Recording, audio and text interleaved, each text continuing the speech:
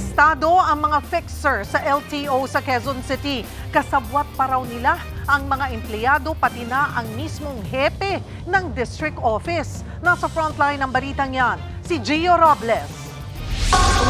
Hinabol ni Max. Hinabol?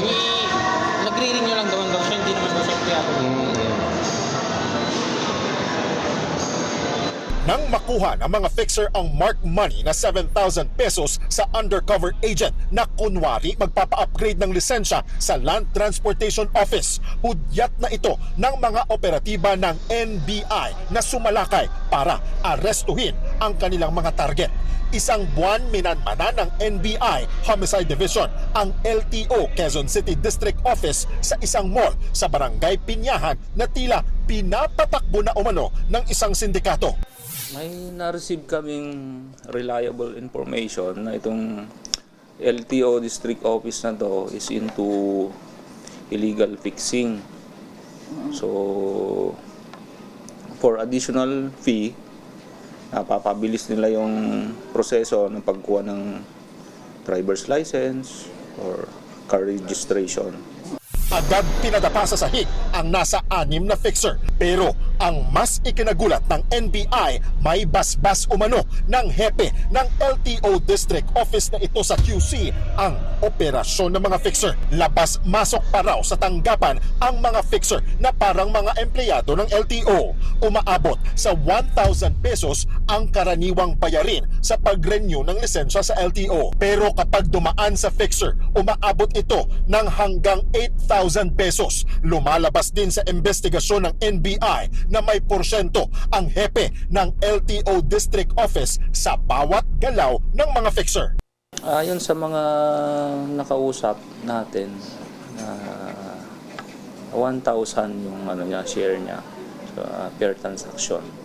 Ayon pa sa NBI, tila organisado ang galawan ng mga fixer at mga kasabwat na empleyado ng LTO. Sa labas, yung mga fixer, nilalagyan nila ng markings yung documents na hawak mo. So, yun din yung palatandaan sa loob na yun yung special, kumbaga, nagbayad ng mas mataas. Inaresto rin ng NBI ang 2 empleyado ng LTO na kasabwat umano ng mga fixer at isa pang tauhan ng hepe ng district office.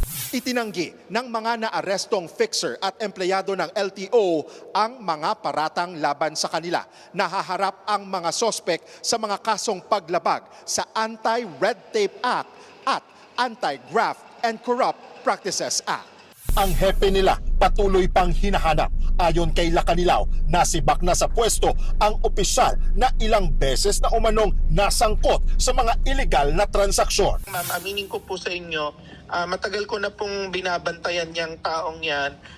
Nasyokos ko na ho yan 2 months ago kasi may iniimbestigahan ako sa mga license na foreign license. Binibigyang diin nila Lacanilaw ang kanilang zero tolerance policy sa korupsyon at ang kahalagahan ng pagsunod sa tamang proseso para matiyak ang kaligtasan ng publiko. Kaya po ako galit na galit sa dumadaan sa fixer kasi hindi sila natuturuan ng maayos.